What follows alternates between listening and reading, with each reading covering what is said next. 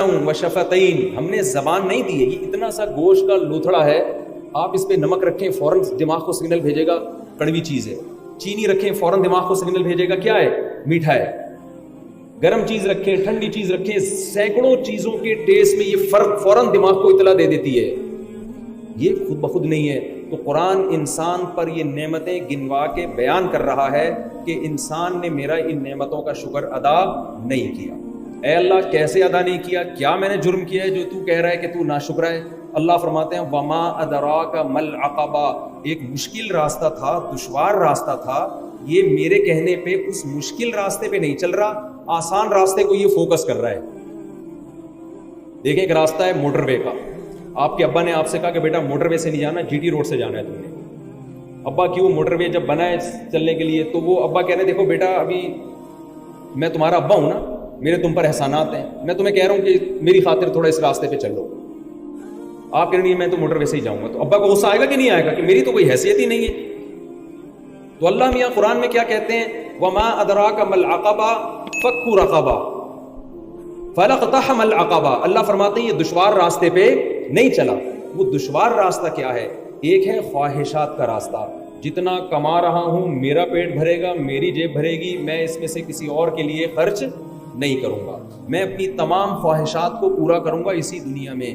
یہ آسان راستہ ہے. یہ ان لوگوں کا راستہ ہے جو ان آنکھوں کو اللہ کی نعمت نہیں مانتے. یہ ان لوگوں کا راستہ ہے جو اس زبان کو اللہ کی نعمت نہیں مانتے. قرآن کہہ رہے جو ان نعمتوں کو ہماری نعمت مانتے ہیں وہ دشوار راستے کو اختیار کرتے ہیں. فوراً سوال ہوتا ہے کہ اللہ کون سا دشوار راستہ، کون سا راستہ؟ اللہ فرماتے ہیں فکو رقبہ. وہ دشوار راستہ یہ ہے کہ انسانیت کو غلامی کے طوق سے آزاد کروایا جائے. کیونکہ نبی صلی اللہ علیہ وسلم کے دور میں غلام ہوا کرتے تھے. صحابہ کو حکم دیا جا رہا ہے کہ اگر تم اللہ کی نعمتوں کا شکر ادا کرنا چاہتے ہو تمہیں غلاموں کو آزاد کرنا پڑے گا. تو آپ بتائیے، اللہ نے اسلام کا نام رکھا دشوار راستہ، اور پھر دشوار راستے کی جو ڈیفینیشن بیان کی اللہ تعالیٰ نے وہ کیا بیان کی ہے؟ انسانیت کی خدمت. میں سمجھا پا رہا ہوں اپنی بات؟ آج یہ چیز ہماری زندگی سے نکل گئی. او اطعام فی یوم ذی مسغبہ. او کا لفظ اللہ نے استعمال کیا کیوں؟ بہت سے لوگوں کے پاس ذرائع نہیں ہیں غلاموں کو آزاد کرانے کے. آج تو غلام ہوتے ہی نہیں ہیں تو کیسے آزاد کرائیں ہم؟ اس لیے اللہ نے فرمایا اس کا آلٹرنیٹ بھی ہے. اطعام فی یوم ذی مسغبہ. ذی مسغبہ بھوک والے دن میں بھوکے کو کھانا کھلانا. کیا مطلب؟ بعض ایسے ایام آتے ہیں جن میں لوگ بھوکے ہو جاتے ہیں. دنیا پہ ایسے احوال آتے رہیں گے. اور یہ خوب سمجھ لیجئے کہ قرآن نے جہاں بھی اطعام کا لفظ استعمال کیا نا، کھانا کھلانے کا، وہاں فقہا کہتے ہیں کہ کھانا کھلانا یہ اصل میں ایک تعبیر ہے ضرورت پوری کرنے سے. یہی وجہ ہے کہ آپ فقہ کی کتابوں میں پڑھتے ہیں کہ قرآن مجید میں قسم توڑنے کا کفارہ بیان کیا گیا ہے 10 غریبوں کو 2 ٹائم کا کھانا. وہاں فقہا، آپ اصول فقہ کے طلبہ بیٹھے ہوں گے، وہاں بتایا جاتا ہے یہ کھانا محض ایک تعبیر ہے. اگر کوئی غریب کو پیسے دے دے تو وہ زیادہ ثواب ملے گا اس کو، کیونکہ پیسے سے کھانا بھی خرید سکتا ہے، دوا بھی خرید سکتا ہے، کوئی اور ضرورت اگر ہوگی تو وہ بھی پوری کر سکتے. کھانا تو ایک تعبیر ہے، ایک علامت کے طور پہ بیان کیا گیا ہے. تو ان آیتوں میں اللہ نے اسلام کو جو ڈیفائن کیا وہ انسانیت کی خدمت. پورا قرآن بھرا ہوا ہے. اور کیا کہا قرآن نے؟ یوفون بالنذر ویخافون یوما کان شرہ مستطیرا انما نطعمکم لوجہ اللہ لا نرید منکم جزاء ولا شکورا.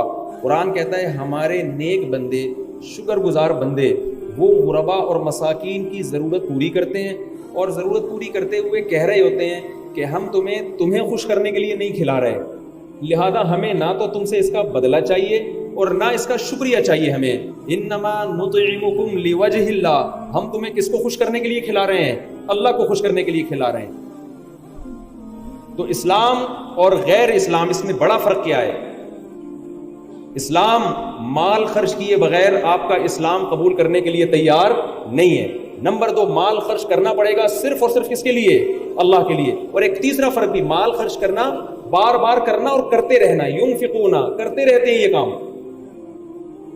نبی صلی اللہ علیہ وسلم نے ایک دفعہ خواتین میں صدقہ اور خیرات کی اہمیت پر بیان کی, اور آپ دیکھیں کس قوم میں بیان کیا جا رہا ہے جو انتہائی غریب, جو اپنے بچوں کو قتل کر رہے ہیں یہ سوچ کے کہ ان کو کھلائیں گے کہاں سے, ان کو صدقہ اور خیرات کی ترغیب دی جا رہی ہے.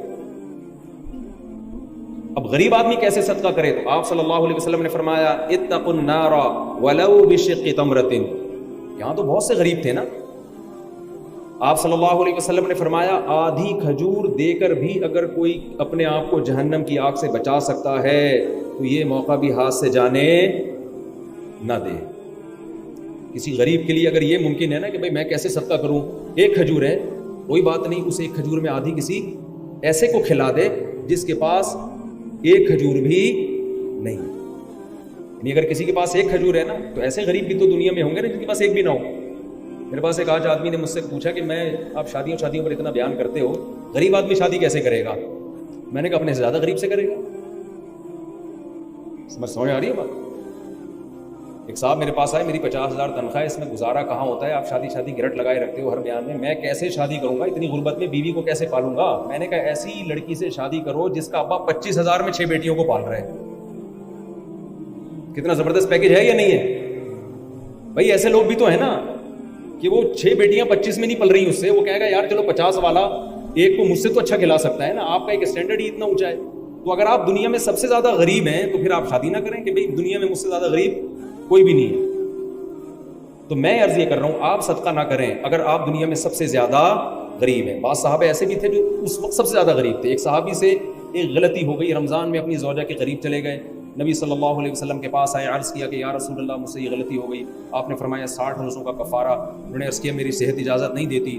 آپ صلی اللہ علیہ وسلم نے فرمایا 60 مسکینوں کو 2 ٹائم کا کھانا. انہوں نے کہا میرے اندر اتنی طاقت اتنی مالی وسعت نہیں ہے کہ میں 60 مسکینوں کو 2 ٹائم کا کھانا کھلاؤں.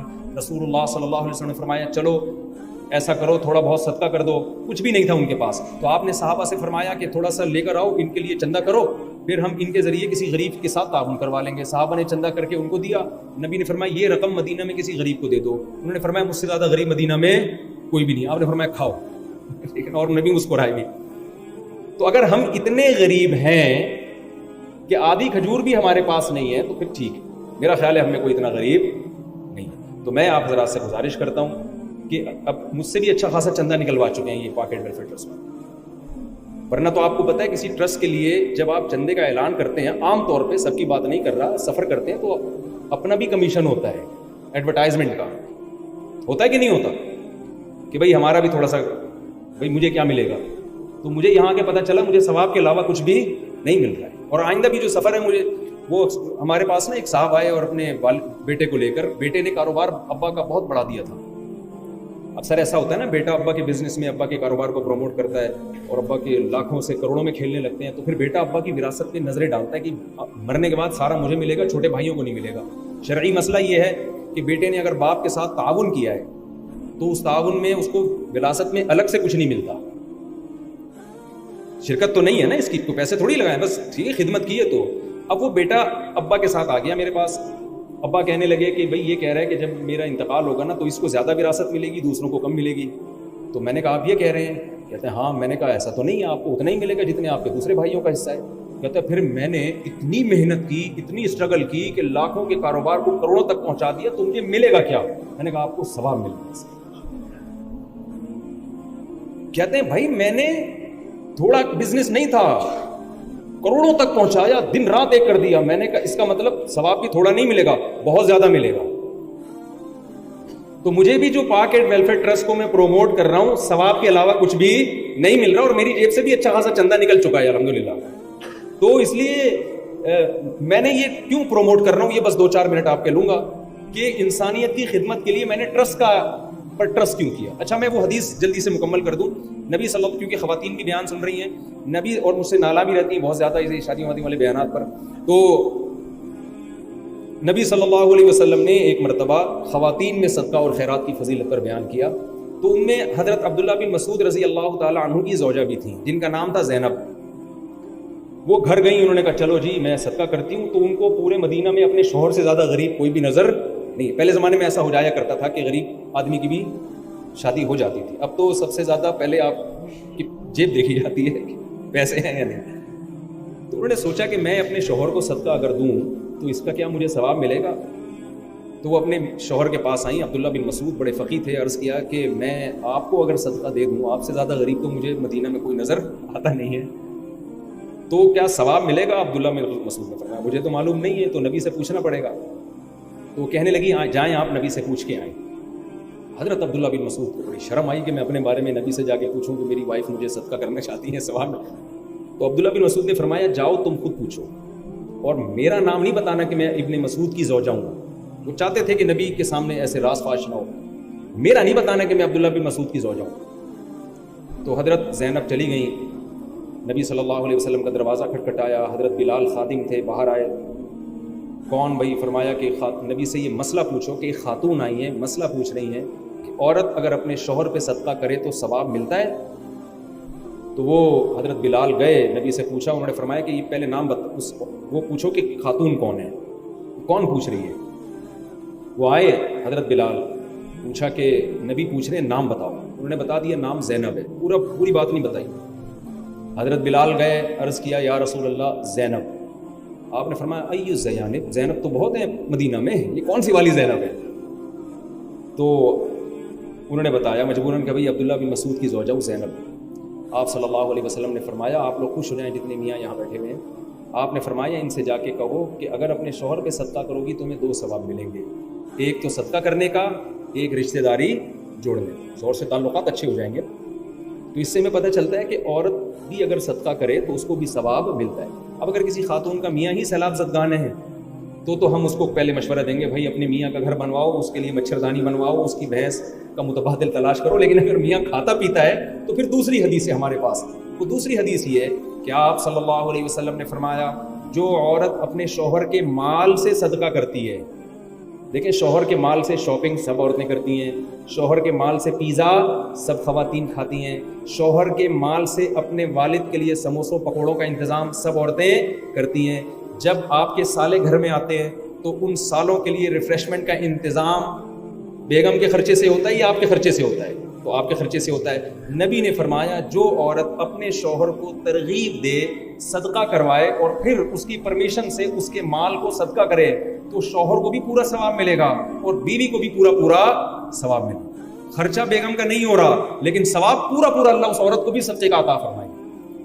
تو اس قسم پرسی کی حالت میں جتنی مردوں کی ذمہ داری ہے اتنی ہی ہماری خواتین کی ذمہ داری۔ وہ آخری بات میں بتاؤں کہ میں نے پاک ایڈ ویلفیئر ٹرسٹ کا انتخاب کیوں کیا سیلاب زدگان کے لیے اور مختلف حادثوں کے لیے، ان کو پروموٹ کیوں کر رہا ہوں؟ دیکھیں میرے پاس بہت سارے رفاہی ادارے پہلے بھی آ چکے ہیں کہ آپ ایک 5 منٹ کا کلپ بنا دیں، میں نہیں کلپ بناتا، کیوں؟ مجھے 100% اطمینان ہی نہیں ہے۔ اطمینان حاصل کرنے کے لیے ظاہر ہے سفر کرنا پڑتا ہے، دیکھنا پڑتا ہے۔ جب میرے علم میں یہ بات آئی کہ پاکٹ ویلفیئر ٹرسٹ ہمارے ہی شاگرد چلا رہے ہیں تو میں نے ان کے ساتھ اسفار شروع کی، گھر میں کام جا کے دیکھے، ریگستانوں میں کنویں بنائے ہیں، سولر پلیٹیں لگائی گئی ہیں تاکہ وہ موٹریں چلیں اور جھگیوں میں پانی پہنچے۔ پھر میں نے تھر کے ریگستانوں میں دیکھا مکاتب بنے، اسکول اور مدرسے، وہ غریب بچوں کو پڑھائی اس دینی بھی اور دنیاوی بھی دونوں تعلیمات بھی دی جا رہی ہیں اور ان قاریوں کی اور اسکول ٹیچرز کی تنخواہیں بھی پاکٹ ویلفیئر ٹرسٹ دے رہے ہیں۔ میں پچھلے سال اسلام آباد یونیورسٹی گیا، میں وہاں اسٹوڈنٹ سے ملا جو CSS کر رہے ہیں پاک ایڈ ویلفیئر ٹرسٹ کے خرچے پہ۔ پاک ایڈ ویلفیئر ٹرسٹ کا ایک عزم ہے کہ ایسے لوگ جو فیوچر میں ملک میں کوئی بہت مؤثر کردار ادا کر سکتے ہیں، ایسے طلبہ کو تلاش کر کے جو مثبت سوچ رکھتے ہیں، پان گٹکے والے نہیں، ٹائم ویسٹ کرنے والے نہیں، ہوس والے نہیں کہ جن کا ارادہ صرف پیسہ کمانا ہو، بلکہ وہ بیوروکریسی میں اس لیے جا رہے ہیں کہ ہم ملک میں کوئی مثبت تبدیلی لائیں گے۔ تو پاک ایڈ ان کا ایک کرائٹیریا ہے یہ جانچنے کا کہ یہ مثبت سوچ رکھتے ہیں کہ نہیں رکھتے۔ اس کرائٹیریا پہ جو طلبہ پورے اتر رہے ہیں ان کے لیے سارا خرچہ کون اٹھا رہا ہے؟ ٹرسٹ اٹھا رہا ہے۔ میں ان طلبہ سے ملا اور ان سے ایگریمنٹ کیے کہ جب آپ CSS کر لیں گے اور کسی اچھے ادارے میں جاب کریں گے تو جتنا خرچہ آپ پر ہوا ہے یہ سارا آپ نے لوٹانا ہے اور اسی خرچے سے کسی اور کو CSS کروانا ہے۔ کیوں؟ جامعۃ الرشید کا ایک یہ عزم ہے کہ ہم ایسے ادارے بنائیں، مدرسہ ایسا ہو جہاں 70% دینی تعلیم اور 30% دنیاوی تعلیم ہو، اور اسکول، کالجز اور یونیورسٹیاں ایسی بنائی جائیں جہاں 70% عصری تعلیم اور 30%